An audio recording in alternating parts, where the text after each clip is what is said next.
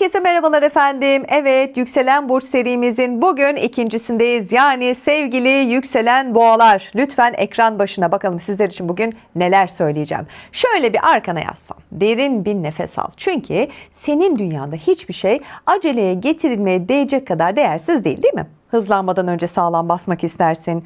İlerlemeden önce buradayım ve güvendeyim diyebilmek senin zaten en temel ihtiyacın. Çevrende insanlar rüzgarın yönüne göre böyle savrulurken, sık sık rota değiştirirken sen kök salmayı seçersin. İşte bu duruşun aslında dışarıdan bazen ağırkanlılık, bazen de aşırı inatçılık gibi görünür değil mi? Oysa sen hayatta sadece zihninle değil, duygularınla da temas kurarsın. Eğer sık sık neden ben bir alışkanlığımdan vazgeçerken bu kadar direnç gösteriyorum ya da neden tam olarak güvenmediğim hiçbir adımda ruhumu rahat ettiremiyorum diye soruyor musun? Soruyorsan bil ki bu bir yavaşlık değil, bu senin yükselen boğanın hayata vurmuş olduğu o huzurlu ve sarsılmaz mührüdür. İşte bugün bu videoda Güneş burcun, bakın altını çiziyorum, Güneş burcun ne olursa olsun yükseleni boğa olanların hayata neden bu kadar sağlam, sakin ve koruyucu bir yerden yaklaştığını ayrıntılı bir şekilde konuşacağım. Bu videoda yükselen burçları tek tek ele aldığımız 12 bölümlük serimizin ikinci adımındayız. Şimdi burada senin iç dünyanı değil, hayata nasıl tutunduğunu, dışarıya verdiğin o güvenli ve değişmesi zor duruşu ele alacağım.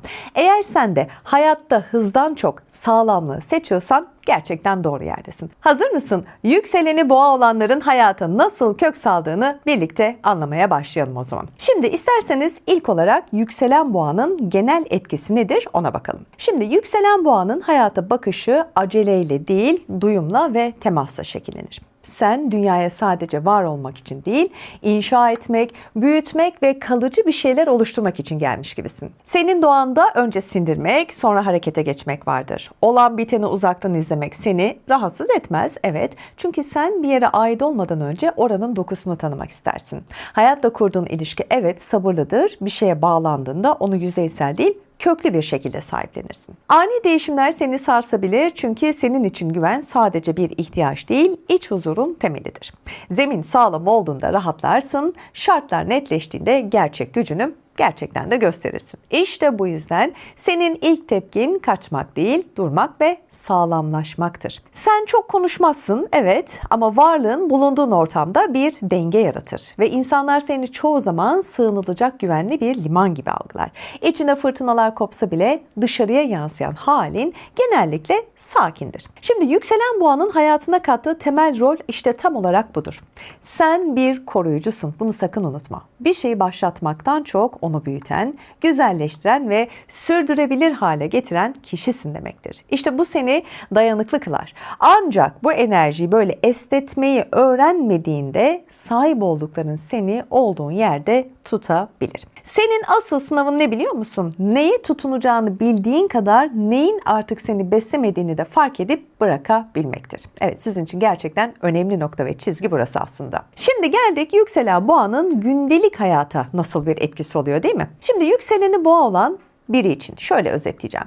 Bir gün bir yarışın başlangıcıyla değil de bir ritüelin huzuruyla açılır. Yani sabah uyandığında zihnin hemen koşturmaz. Önce bedeninle ve dünyayla temas kurmak istersin. İçtiğin kahvenin tadı, bulunduğun ortamın hissi senin için günün aslında temelini oluşturur. Evet, sen günü hızla açılan bir kapı gibi değil de adım adım yerleşilen bir alan gibi yaşarsın. İşte bu anlattıklarım aslında karakterinden çok yükseleninin hayata vermiş olduğu ilk reflekslerle ilgili oluyor değil mi? İş hayatında bu yaklaşım seni ekibin aslında en sağlam noktalarından biri yapar. Koşullar değişse bile sen sakinliğini hep korursun. Ani kararlar ve sürekli yön değiştiren planlar seni biraz zorlar çünkü sen bir işi sadece bitirmek için değil, sağlamlaştırmak istersin. Ve insanlar sana tabii ki güvenir bu durumda. Çünkü sen bir sorumluluğu aldığında onu asla yarım bırakmazsın. Para senin için sadece bir kazanım değildir. Güven duygusunun da somut karşılığıdır. Yani birikim yapmak, elindekini korumak ve ölçülü ilerlemek sana çok huzur verir.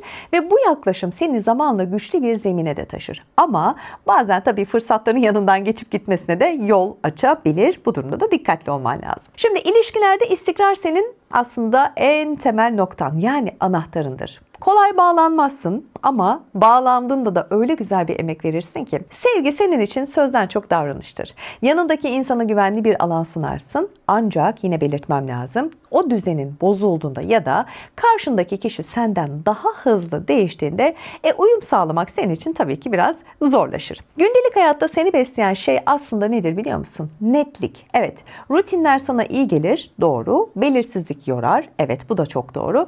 Konfor alanı senin için bir sığınaktır. Fakat bazen bu alan seni korumak yerine sınırlamaya da başlayabilir. Yani burada denge tamamen senin elinde. Şimdi yükseleni boğa olan biri için gündelik hayattaki asıl denge korumakla yenilemek arasındadır. Sahip olduklarını severken hayatın senden küçük değişimler istediğini de fark edebildiğinde işte huzur orada başlar ve gitgide derinleşir. Şimdi geldik yükselen boğanın güçlü tarafına. Şimdi yükselen boğanın gücü hızdan ya da görünür bir iddiadan gelmez.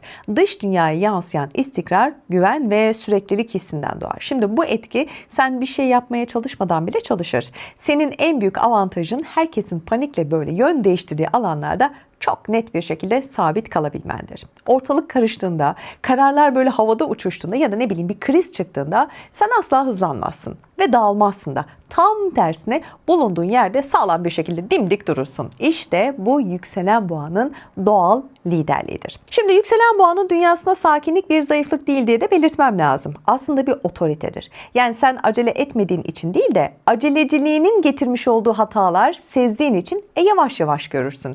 Senin yanındayken insanlar daha rahat düşünür, daha güvende hisseder ve bu etkide sen konuşmasan bile gayet güzel çalışır sistematik bir şekilde. Yükselen boğanın gücü parlamakla değil, ayakta kalmakta vardır. Sen dünyayı sarsmazsın ama dünya sarsıldığında dağılmayan da bir kişi olursun, biliyor musun? Ne kadar büyük bir şey sizin için.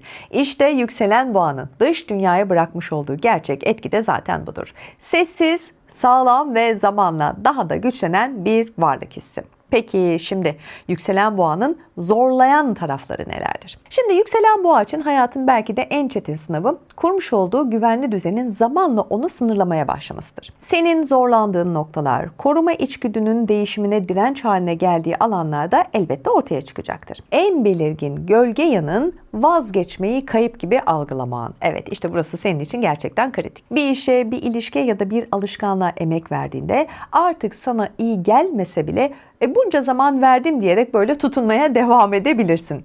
İşte bu sadakat dışarıdan güçlü görünür. Evet, güzel bir şeydir ama maalesef içeride seni yavaş yavaş yoran bir yük haline gelir maalesef. Bunu bırakmadığında ne olur? Hayatında yeni bir şeyin yer açılmasına da maalesef izin vermemiş olursun. Yani engellemiş olursun diyebilirim. Bir diğer zorlayıcı alanında belirsizlik karşısındaki böyle bir duraksama tavrın vardır. Yani hayat senden yön değiştirmeni istediğinde sen ilerlemek yerine bulunduğun yeri böyle daha sıkı tutmayı seçebilirsin. Aslında bu temkinli duruş çoğu zaman seni tabii ki koruyacaktır ama bazen de maalesef fırsatlarını da gerisinde bırakır. Çünkü hayat her zaman tamamen hazır hissetmeni beklemez, değil mi? Yani fırsat gelmişken de değerlendirmen lazım. İlişkilerde ise huzuru koruma isteği seni sessizliğe itebilir. Düzeni bozmamak adına böyle rahatsızlıklarını dile getiremezsin çoğu zaman. Ancak o söylenmeyen her şey biliyorsun zamanla içsel bir ağırlığa dönüşür. İşte bu noktada o sessizlik bozulduğunda ne olur biliyor musun? O birikenlerin böyle şiddeti hem seni hem de çevreni şaşırtabilir. Yani aslında doğru yerde doğru zamanda tepkini koyman önemlidir. Yükselen boğanın temel farkındalığı da bana göre şu: her şeyi korumak zorunda değilsin. Bundan bir vazgeç, olur mu? Gerçek güven seni artık beslemeyen şeyleri fark edip onları tamamen geride bırakabilme cesaretindir. Şimdi geldik yükselen boğa. Evet, herkese aynı şekilde sarılmaz dedik. Zeminini sağlam tutar dedik. Sarsılmaz dedik, değil mi? Evet, güven var, istikrar var, somutluk var, sorumluluk var. Ancak Güneş burcun bu sağlam temeller üzerine nasıl bir bina inşa ettiğini belirleyecek, biliyor musun? Şimdi bu köklü enerjinin Güneş burcunda birleştiğinde ortaya çıkardığı o eşsiz portreye bakacağız. Ama burada küçük bir hatırlatma yapmam lazım. Yani yükselen burç nedir, değil mi? Şimdi Gökçe Hanım bu nedir diyeceksiniz. Tamam, o zaman ben de buraya linkini bırakıyorum. Lütfen yükselen burç nedir videomu izleyin, olur mu? Evet, şimdi Güneş burcun hangi burç olursa olsun yükseleni boğa olanlar kısmına bakacağız. Yani anlatabiliyor muyum? Şimdi portreyi ayrıntılı bir şekilde ele alacağız. Şimdi Güneş burcun Koç ama yükselenin Boğa. İşte içindeki o ateşli mücadele isteği dışarıda sarsılmaz bir sakinlikle dengelenir. Hızlanmak istersin ama güvenliğinden emin olmadan da asla tam gaz gitmezsin. Yani sen stratejini sağlam kuran bir savaşçısın. Evet, Güneş burcun Boğa. Yükselenin de Boğa. Bakalım nasıl bir ifade ortaya çıkıyor. Şimdi burada istikrar ikiye katlanır. Sen hayatın içinde bir kaya gibisindir. Kolay vazgeçmezsin, kolay sarsılmazsın. En büyük gücünse sabrındır. Ama hayatın akışına uyum sağlamak için biraz esneklik gerekmez mi? Bunu öğrendiğin zaman zaten senin en büyük dersin de bu olmuş olacak, unutma. Evet, Güneş burcun ikizler, yükseleni Boğa. Bakalım sizler için nasıl bir tablo çıkıyor. Zihnin bir fırtına gibi hareketli olsa da dışarıya yansıyan tavrın her zaman ağır ve temkinlidir. Çok düşünürsün, az gösterirsin.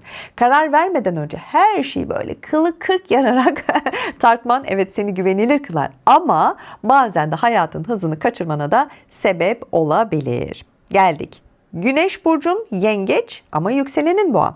Şimdi koruyucu bir liman diyebilirim. Senin için dünya, sevdiklerini koruduğun güvenli bir kaledir. Hem duygusal hem de fiziksel güvenliği çok önemsersin. Alan tutan, besleyen bir yapın vardır. Ancak fazla sahiplenmek sevdiklerinin nefes almasına zorlaştırır. Buna lütfen dikkat et. Yani dozunda, ayarında yap, olur mu bu sevgiyi ve bağı? Evet, geldik Güneş burcu Aslan, yükseleni Boğa olanlar. Şimdi parlamak ve saygı görmek istersin. Evet, ama bunu böyle bağırarak ya da ne bileyim böyle yüksek bir ses tonuyla değil de duruşunla ve başarınla yaparsan senin için çok daha sağlıklı ve güzel olacak. Evet, sahne senindir ama acele etmemen lazım. Değer görmediğini hissettiğin an o görkemli kalene maalesef geri çekilirsin. Evet, geldik Güneş burcun Başak, yükseleni Boğa olanlar. Şimdi düzen, kalite ve verimlilik senin imzan gibidir. Elle tutulur, sağlam işler çıkarırsın. Kendine ve çevrene çok yüksek standartlar koyarsın ama bazen de yeterince iyi olanla barışmak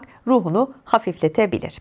Evet, Güneş burcu Terazi, yükseleni Boğa olanlar. Şimdi yönetici gezegeni Venüs olan bu iki burcun birleşimi diyelim mi? Evet, kesinlikle diyelim. Hayatında estetik, uyum ve huzur tabii ki ararsın. İlişkiler senin için bir yatırım gibidir. Ancak huzurunu bozmamak için karar vermeyi ertelemek önüne gelen büyük fırsatları da kaçırmana yol açabilir. Geldik Güneş burcun Akrep, yükseleni Boğa olanlar. Şimdi bağlandığında ruhunu ortaya koyarsın. Evet, güven senin için her şeydir. İşte bu yüzden ihaneti de sadakati de asla unutmazsın. Evet, Güneş burcun Yay, yükseleni Boğa olanlar. Şimdi dünyayı keşfetmek istersiniz ama cebinde her zaman bir dönüş bileti ve sağlam bir planla yaparsınız, değil mi? Evet, özgürlük arzunla konfor ihtiyacın arasında böyle bir köprü kurarsın. Böyle gider gelirsin. Evet, hayat sana kontrolü bıraktığında da güvende olabileceğini hep göstermiştir ve gösterecektir de. Şimdi geldik Güneş burcun Oğlak, yükselenin Boğaysa. Hedeflerine bir karınca sabrıyla ama bir devin gücüyle de ilerleyebilirsin diyelim mi? Kesinlikle. Sabır ve disiplin senin kodlarında var. Uzun vadede zaferler emin ol senin. Evet, Güneş burcun Kova, yükselenin Boğaysa peki ne oluyor? Evet, zihnin gelecekte yaşar ama bedenin tanıdık olanı bırakmak asla istemez. Evet, yeniliği ancak kendi güvenli sınırlarını çizdiğinde kabul edebilirsin. Senin de maalesef yapın böyle.